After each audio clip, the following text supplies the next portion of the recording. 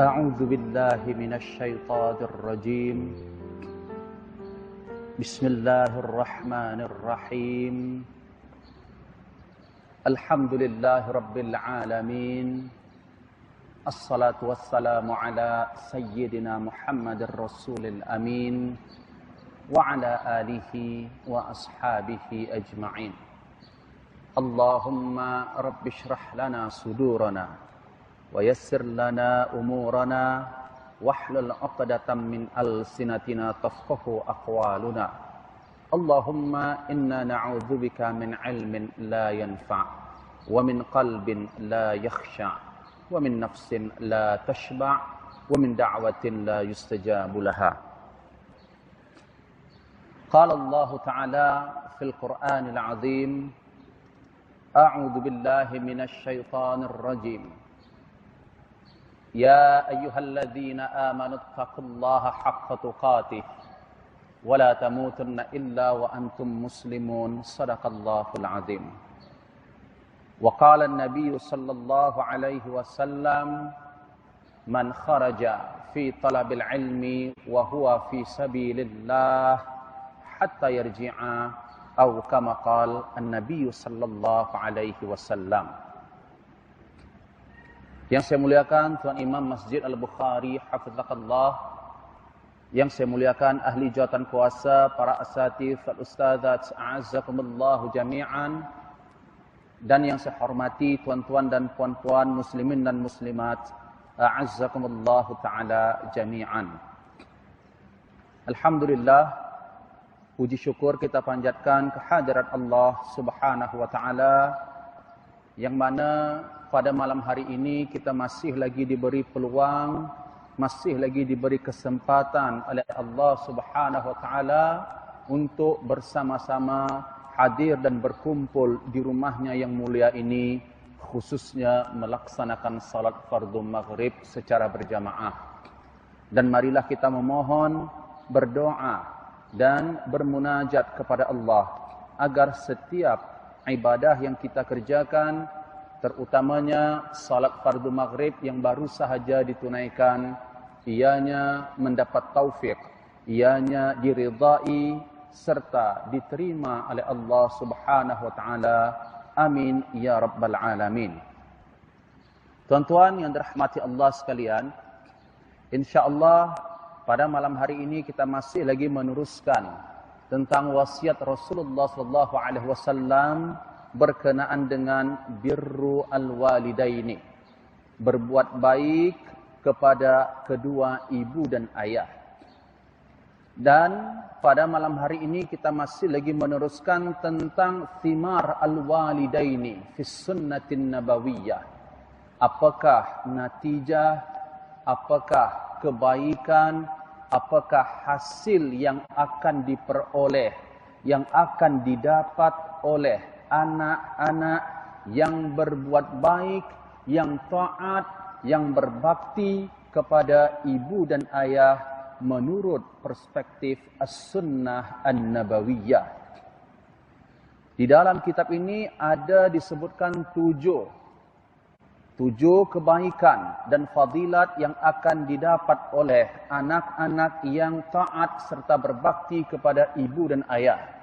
Sudah kita sebutkan 3 daripada 7 tersebut. Yang pertama adalah ridallahu tabaraka wa ta'ala, atau ridallahi tabaraka wa ta'ala. Anak yang taat kepada ibu dan ayah, maka balasannya Allah akan meridai, Allah akan mengasihi, menyayangi anak tersebut, hamba yang taat kepada ibu dan juga ayah.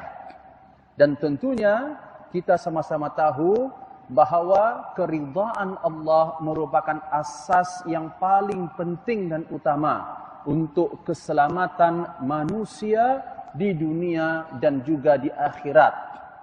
Maknanya kalau Allah tak rida kepada mana-mana hambanya, termasuk kalimat rida ini, tuan-tuan dan puan-puan dirahmati Allah, bahawa nanti pada hari kiamat kelak, khususnya di padang mahsyar, ketika itu manusia yang akan menunggu hari dibicarakan oleh Allah Subhanahu wa taala setiap perbuatan dan amalannya, maka ketika itu diberi peluang di antara makhluk-makhluk Allah, di antaranya khususnya adalah Rasulullah sallallahu alaihi wasallam, yaitu syafaat.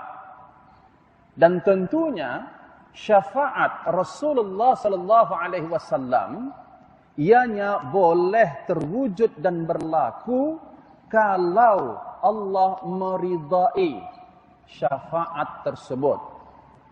Ini tidak bermakna setiap yang diminta. Syafaat ini maknanya at-talab, permohonan, doa, permintaan, khususnya Nabi sallallahu alaihi wasallam.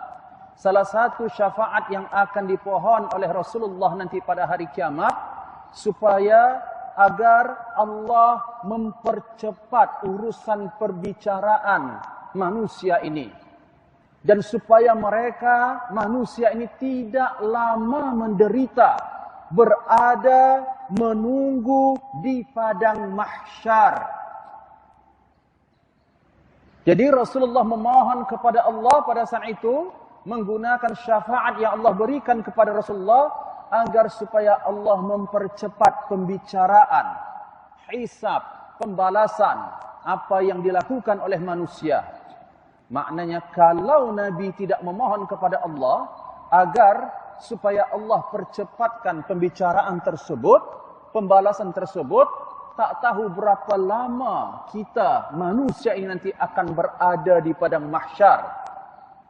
Kita tahu bahwa sehari sahaja di padang mahsyar ini tidaklah sama seperti sehari di dunia. Ada yang meriwayatkan bahwa sehari pada mahsyar ini 50,000 sanah. Itu 50,000 tahun. Dan ada yang nas menyatakan 1000 tahun. Ala kullin hal. Walau bagaimanapun kita tahu bahwa waktu di hari kiamat amatlah lama. Dan ianya tidak lagi dikira atau dihitung seperti kita di dunia 24 jam. Bukan ini dah ukurannya. Allah sahaja yang maha mengetahuinya. Jadi bagaimana supaya kita mendapat syafaat Rasulullah sallallahu alaihi wasallam? Tentunya dengan ridha dan izin Allah. Maknanya tidak menjadi kemestian dan kepastian yang Rasulullah pohon syafaat kepada Allah untuk umatnya, semuanya adalah diwujudkan, dimakbulkan oleh Allah. Dengan kata lain, memang kita tahu apa yang diminta oleh Rasulullah SAW, insya-Allah ianya akan diijabah oleh Allah. Tapi kita kena faham bahwa syafaat Nabi ini maksudnya Nabi memohon kepada Allah, bukan kuasa mutlak Nabi bagi syafaat kepada ni dak. Dengan syarat izin daripada Allah untuk supaya syafaat ini tadi dibenarkan, diberikan kepada makhluk yang nak minta, makhluk yang diberi syafaat tersebut. Jadi yang pertama adalah ridha Allah merupakan kebaikan yang akan didapat oleh anak-anak yang berbakti kepada ibu dan ayah. Tentunya ridha ini bukan hanya Allah berikan di dunia, melainkan keridhaan Allah ini juga pada hari akhirat juga insya-Allah. Kalau anak tersebut mati dalam keadaan beriman dan husnul khatimah. Dan yang kedua, kelebihan ataupun natijah yang akan diperoleh bagi anak-anak yang berbakti kepada ibu dan ayah, mereka dengan izin Allah akan masuk ke dalam syurga Allah. Mereka akan mudah dengan izin Allah masuk ke dalam syurga Allah. Kemudian yang ketiga, kelebihan dan juga kebaikan serta natijah yang diperoleh oleh anak-anak yang berbuat baik kepada ibu dan ayah adalah mereka akan diampunkan dosa-dosanya oleh Allah Subhanahu wa taala. Tetapi dalam hal ini manusia yang memiliki ataupun anak yang hidup bersama dengan orang tua, tetapi pada saat dia hidup bersama dengan orang tua, dosa dia tidak diampunkan oleh Allah Subhanahu wa taala, boleh jadi karena mereka derhaka atau tidak berbuat baik kepada ibu dan ayah ni tadi, maka tentunya mereka adalah makhluk ataupun manusia yang binasa, wal'iyadzu billahi min dzalik. Ini seperti yang diungkapkan oleh Rasulullah pada saat Rasulullah naik ke atas mimbar. Ketika itu turunlah Jibril dan Nabi mengucapkan amin sebanyak 3 kali. Dan satu di antara amin yang disebut oleh Nabi ketika Nabi naik di atas mimbar tersebut adalah orang yang hidup, orang yang mendapati ibu dan ayahnya atau salah seorang keduanya masih hidup dan ia sempat bersama orang tuanya, tetapi tak sempat dia mengumpulkan kebaikan melalui perbuatan baik dan bakti kepada ibu dan ayahnya tadi. Dan apabila ia meninggal, ia pula tergolong daripada penghuni neraka, maka manusia ini, kata Jibril, adalah orang yang jauh sekali daripada rahmat Allah. Katakan amin, wahai Muhammad. Ini adalah pesan Jibril. Dan Ibnu Umar radhiyallahu anhuma mengatakan, seorang lelaki pernah mendatangi Rasulullah sallallahu alaihi wasallam. Apa kata lelaki tersebut? Ya Rasulullah, inni adnabtu dzamban 'aziman, fahal li min taubah. Wahai Rasulullah, sesungguhnya saya telah melakukan dosa yang begitu besar ya Rasulullah. Adakah peluang untuk saya bertaubat daripada perbuatan dosa yang besar ini ya Rasulullah? Maka apa kata Rasulullah sallallahu alaihi wasallam? Hallaka min Ada tak ibumu lagi? Maksudnya ibumu masih hidup tak? Maka kata lelaki tadi, la. Ibu saya sudah meninggal dunia ya Rasulullah. Kemudian Rasulullah berkata, fahallaka min khalah? Ada tak adik-beradik ibumu, makcikmu, sebelah ibumu, akak ataupun adik daripada emakmu, ada tak mereka ni yang masih hidup? Maka kata lelaki tadi, na'am ya Rasulullah, ya masih hidup lagi, ada adik-beradik mak saya yang kandung maksudnya. Maka kata Rasulullah, fabirraha, kalau kamu nak Allah ampunkan dosa-dosa besar yang kamu dah lakukan tu, berbuat baiklah kamu kepada mak saudaramu daripada sebelah makmu tadi. Allahu Akbar. Jadi tuan-tuan dan puan-puan dirahmati Allah, ibu saudara khususnya dari sebelah orang tua kita, terutama daripada mak kita, ini bimanzilati al-um. Kedudukan mereka ini seperti ibu dan mak kita. Jadi alangkah sedihnya juga terkadang berlaku permusuhan antara anak saudara dengan mak saudara. Ialah anak saudara memusuhi mak saudara, atau sebaliknya mak saudara yang memusuhi anak saudara. Ini sama seperti permusuhan di antara anak dan ibu. Ya Allah. Alangkah ruginya peluang yang begitu besar ini tidak digunakan oleh anak-anak yang masih memiliki ibu saudara daripada sebelah ibunya. Jadi tentunya tuan-tuan, apabila kita bicara masalah dosa, tak ada manusia ini yang tidak melakukan dosa. Tidak ada manusia yang tidak melakukan perbuatan maksiat. Itu yang sudah kita sampaikan tempoh hari. Kenapa Allah sebutkan Bismillahirrahmanirrahim ini 4 perkataan.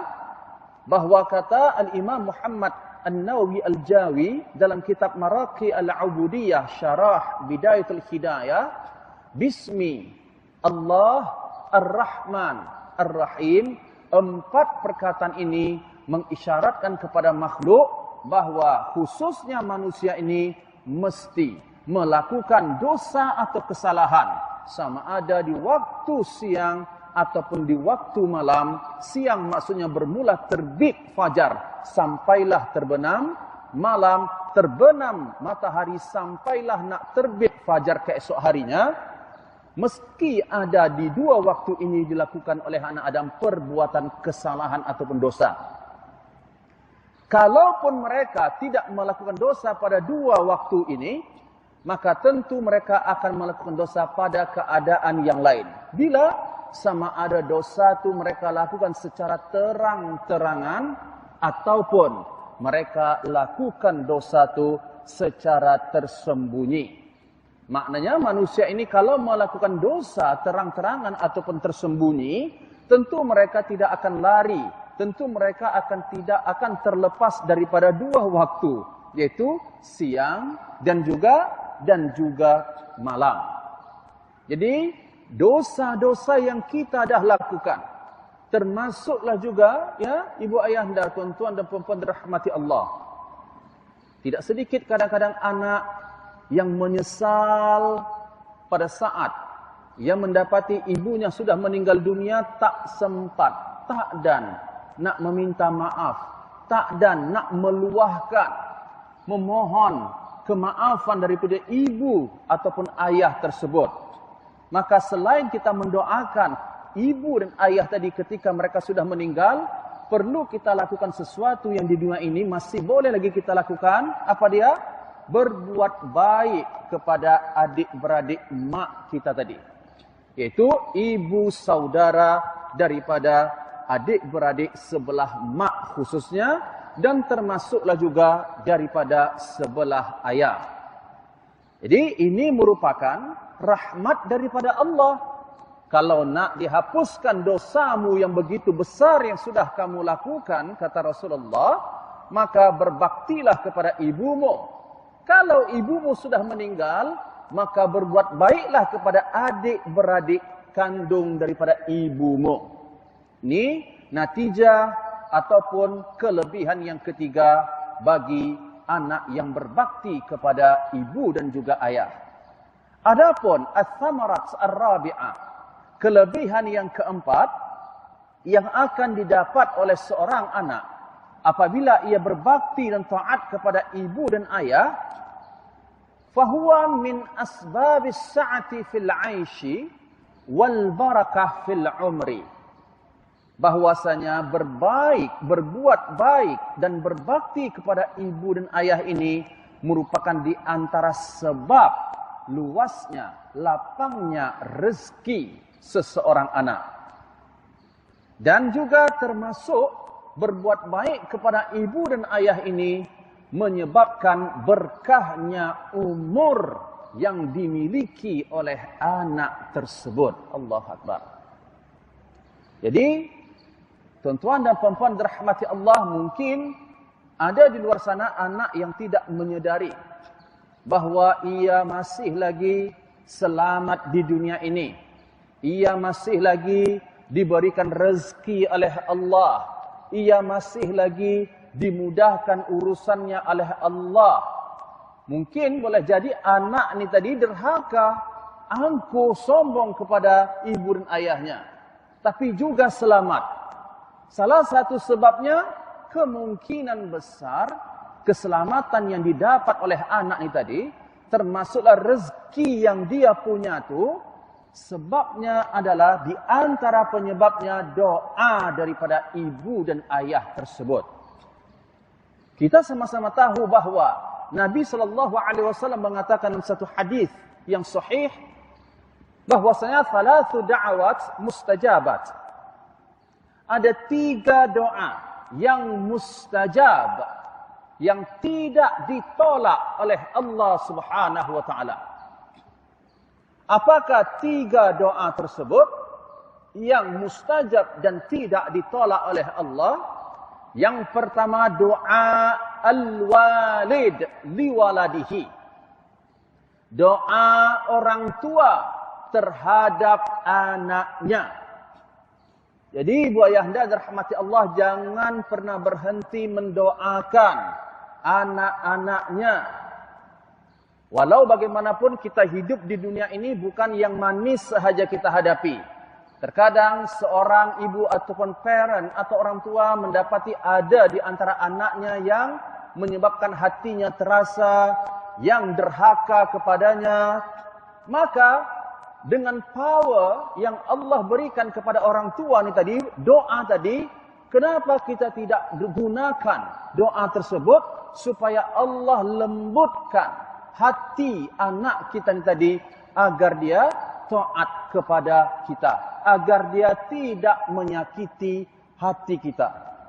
Tetapi sayangnya terkadang apa yang dilakukan oleh orang tua, saya mohon maaf, saya tidak mention siapapun, tapi mungkin berlaku ada di antara orang tua, ketika ia mendapati sesuatu yang tidak baik daripada behavior ataupun perbuatan anaknya, dia pun mengutuk doa yang tak baik, dia maki, dia bagi tahu orang lain, dia ceritakan aib anaknya kepada semua orang.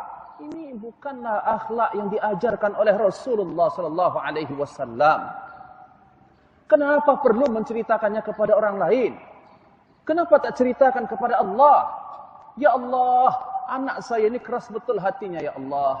Ya Allah, anak saya ini betul-betul menyebabkan saya kecewa ya Allah. Tapi saya sayang kepada anak saya. Jangan sampai anak saya engkau azab ya Allah di dalam neraka. Tak nak ya Allah. Bukakan pintu hatinya ya Allah. Lembutkan hatinya ya Allah. Berikan petunjuk dan taufik kepadanya ya Allah. Ini lebih baik daripada kita ceritakan sama ini, sama orang ni, anak saya macam ni, macam ni, macam ni. Allahu Akbar. Berlipat ganda ada dosanya. Dalam menghibah, ya, mengumpat dan lain sebagainya. Dan untuk pengetahuan kita semua, ya, ibu ayanda dirahmati Allah, bahwasanya Dr. Muhammad Az-Zuhaili mengatakan dalam kitabnya Huquq al-Awlad 'ala al-Walidaini fi Syariah al-Islamiyah, sebahagian ulama ada menyebut bahawa Allah Subhanahu wa taala nanti pada hari hisab, yaumul hisab, yang mula-mula akan ditanya Allah bukan anak apa yang kamu lakukan kepada orang tuamu. Tetapi perkara yang pertama yang akan ditanya oleh Allah Subhanahu wa taala adalah orang tua.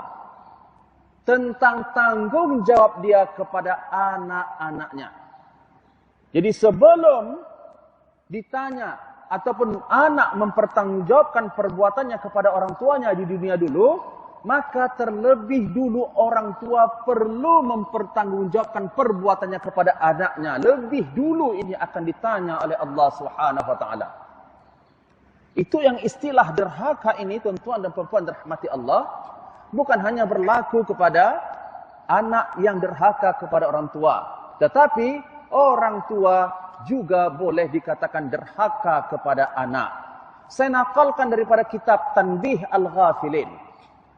Syekh Abu Layth As-Samarqandi mengatakan bahawa ada riwayat yang menyebut suatu ketika seorang ayah mendatangi Umar Ibn Al-Khattab radhiyallahu anhu. Kemudian ayah ni tadi mengadu kepada Umar.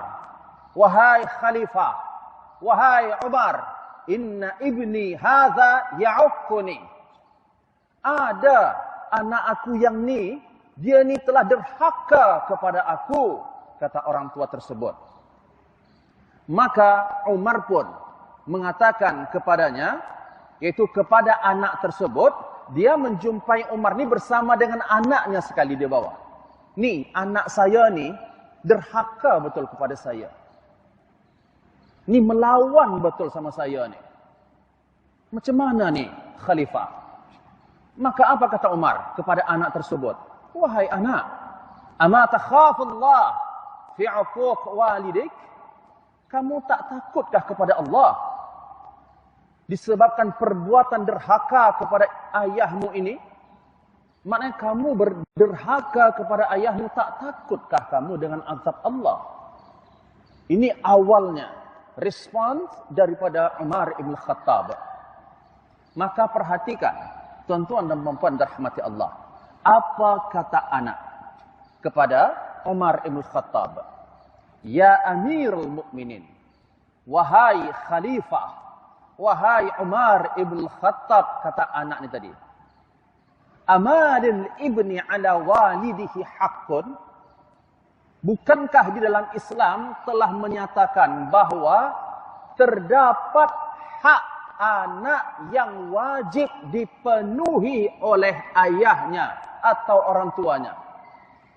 Jadi anak bertanya kepada Umar, bukankah anak ini juga memiliki hak yang wajib dipenuhi oleh orang tuanya? Maka kata Umar, "Naam, ya, sudah tentulah ada kewajiban yang mesti dilakukan oleh orang tua untuk dia berikan kewajiban tadi kepada anaknya." Apa kata Umar?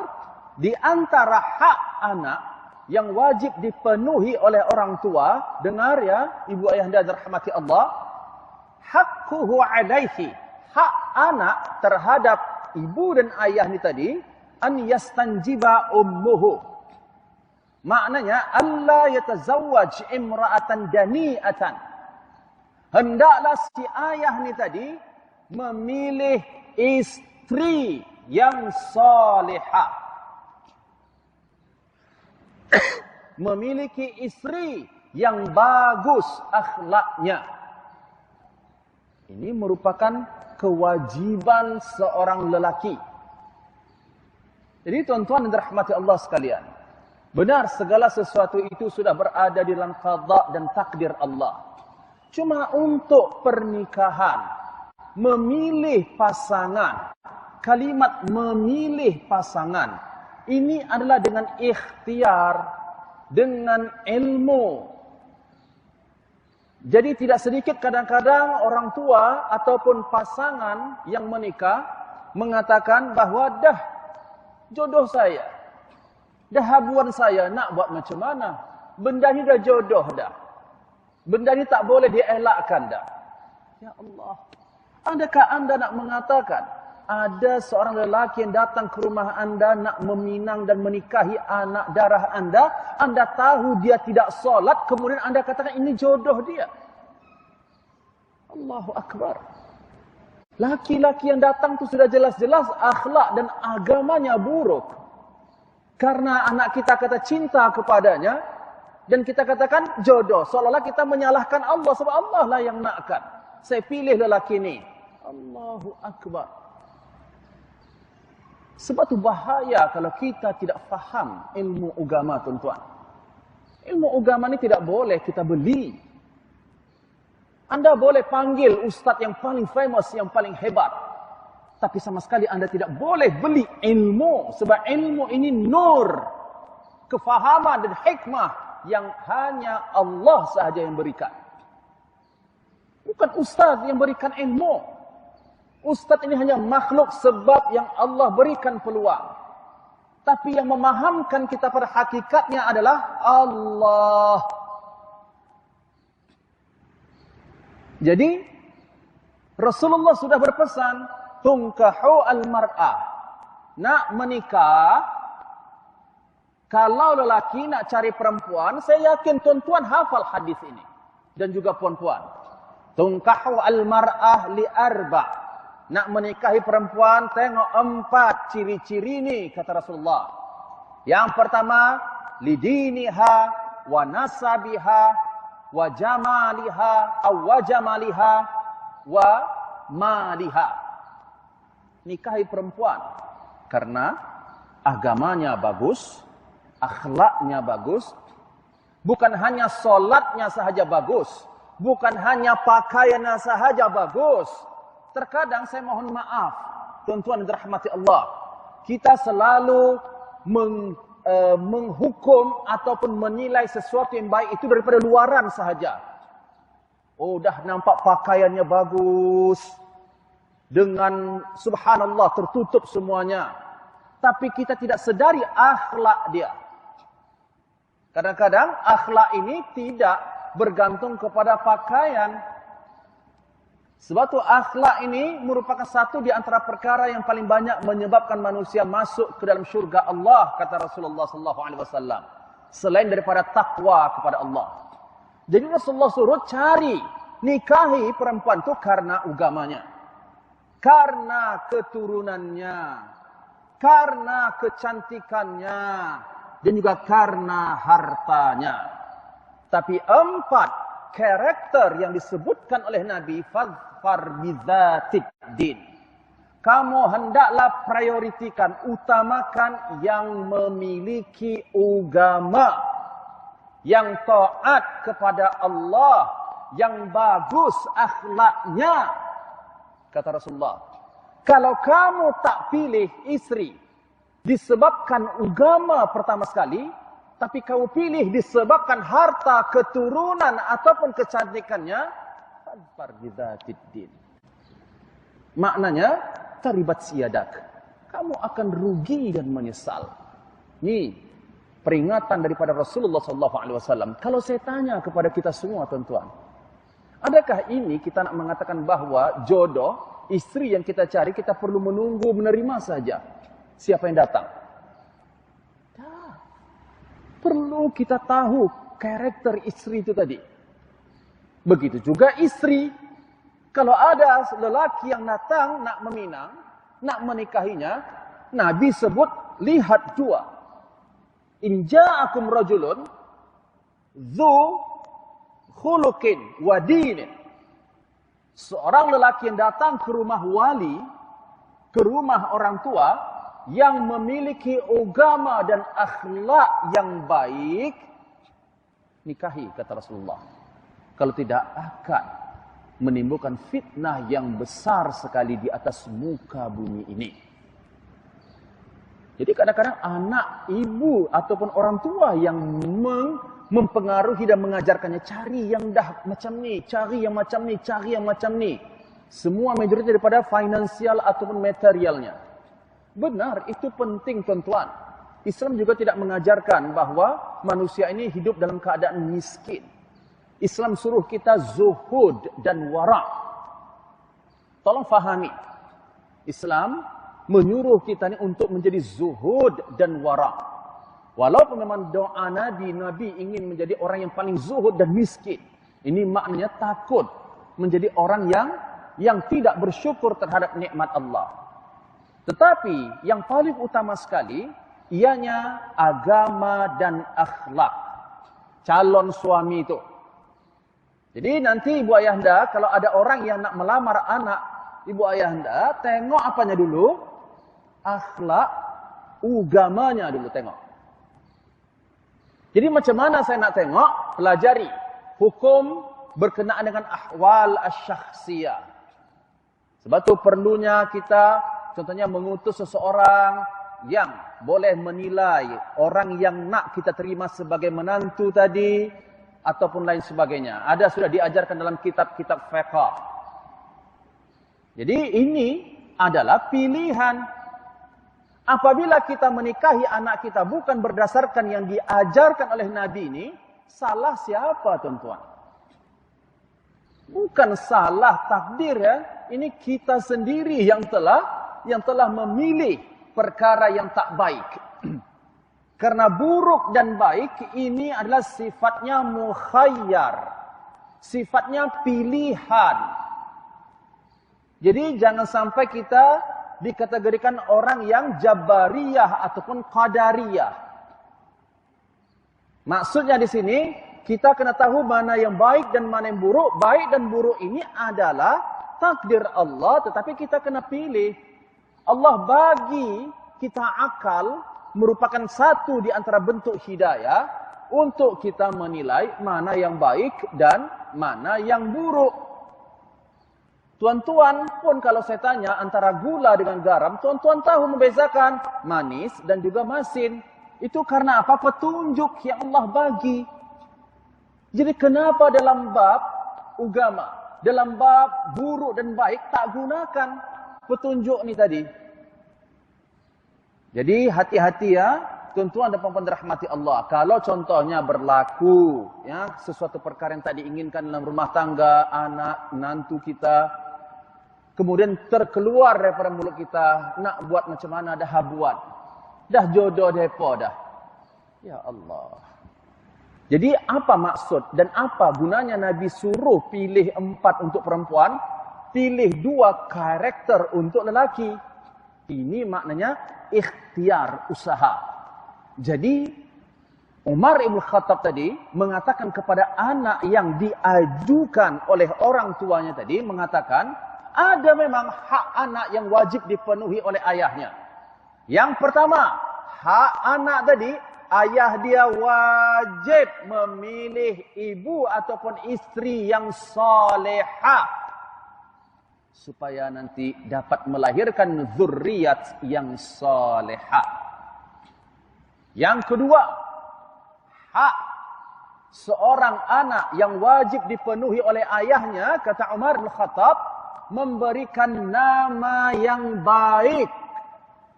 Bukan menurut kita, tapi menurut syarak.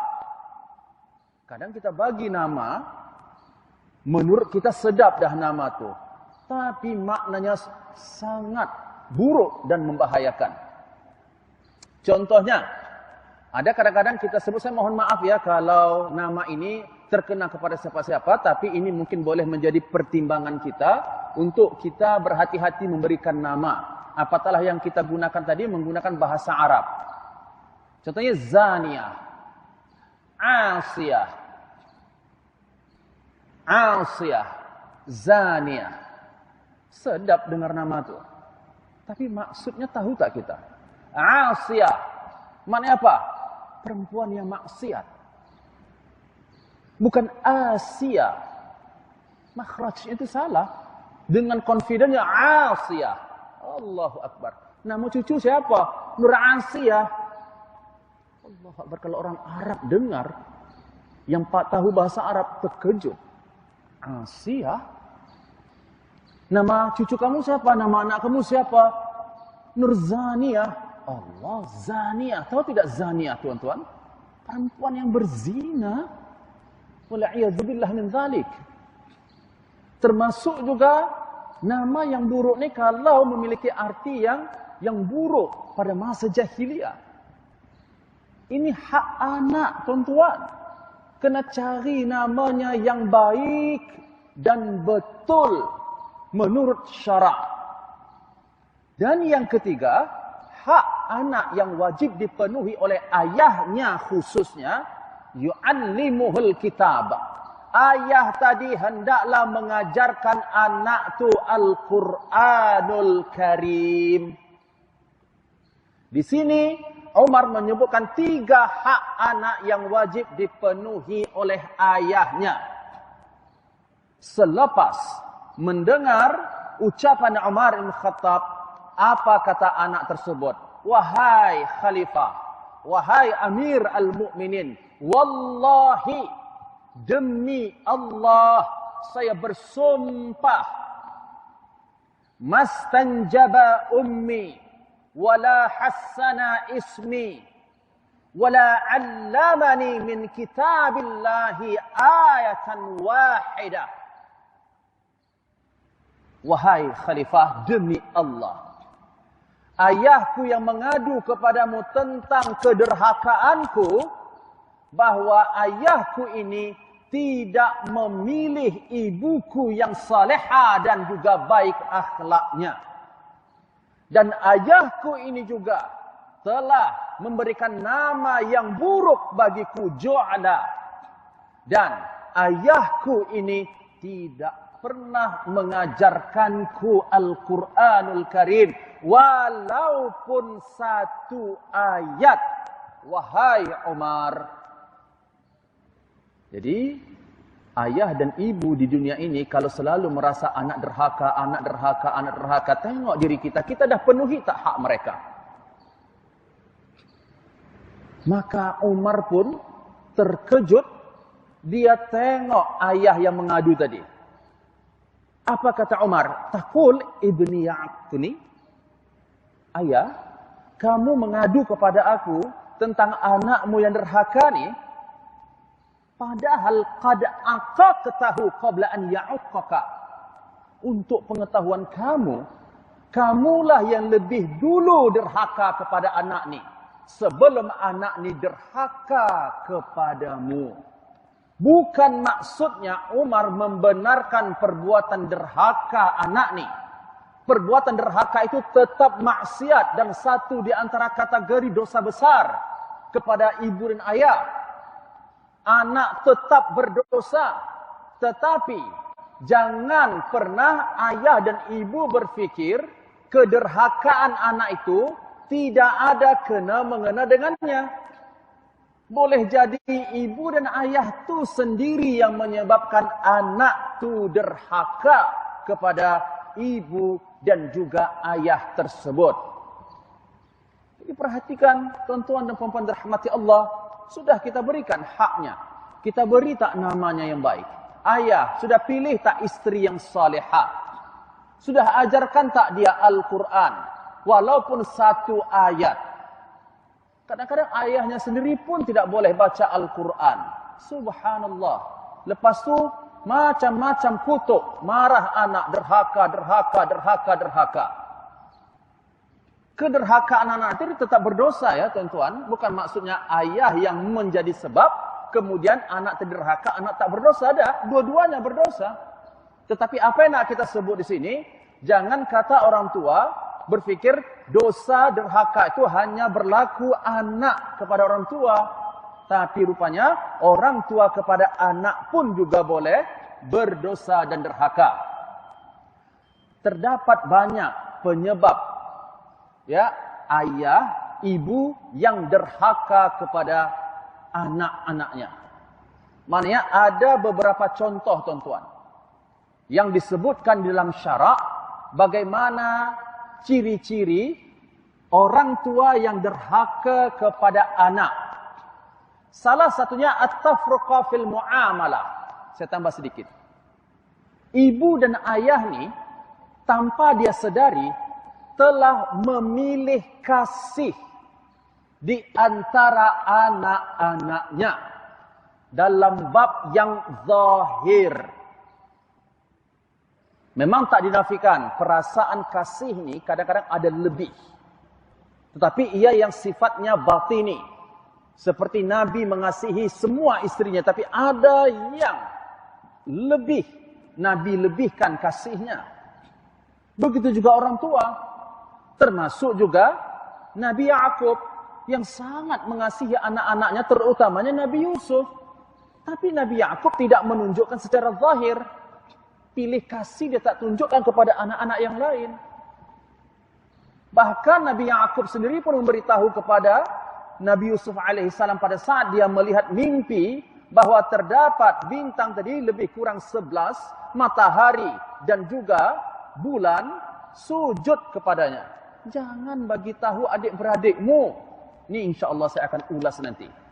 Bahawa ada beberapa perkara berkenaan dengan nikmat tidak semestinya kita boleh sampaikan kepada adik-beradik kita.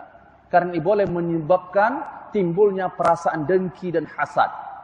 Tetapi untuk orang tua saya dan kita semua, perlu kita cek betul-betul diri kita. Sikap kita selama hari ini kepada anak kita.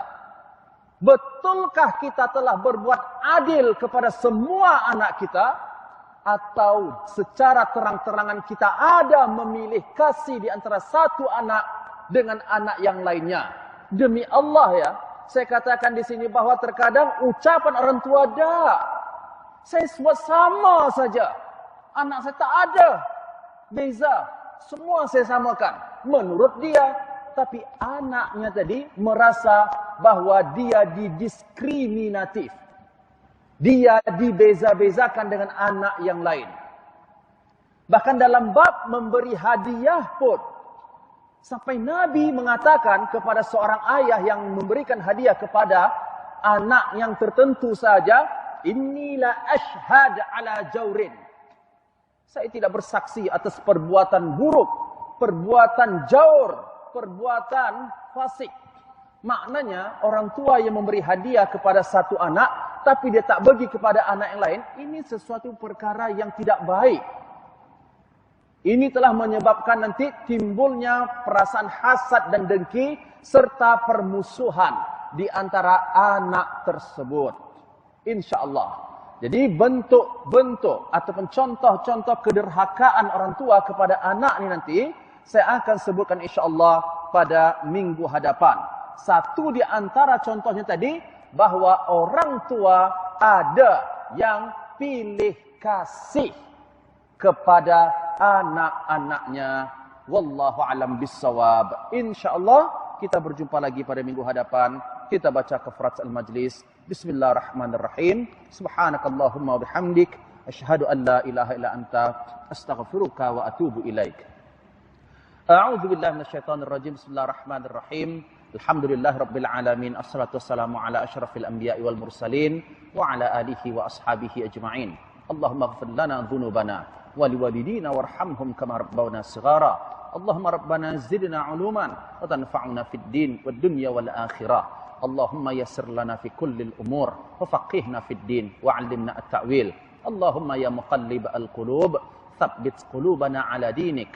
Allahumma ya musarrif al-qulub sarrif qulubana 'ala ta'atik ya rabbal alamin. Allahumma khtim lana bi husnil khatimah wa la takhtim 'alaina bisu'il khatimah. Rabbana atina fid dunya hasanah wa fil akhirati hasanah wa qina 'adzaban nar. Wa sallallahu ala sayyidina Muhammad wa ala alihi wa ashabihi ajma'in. Walhamdulillahi rabbil alamin. Assalamualaikum warahmatullahi wabarakatuh.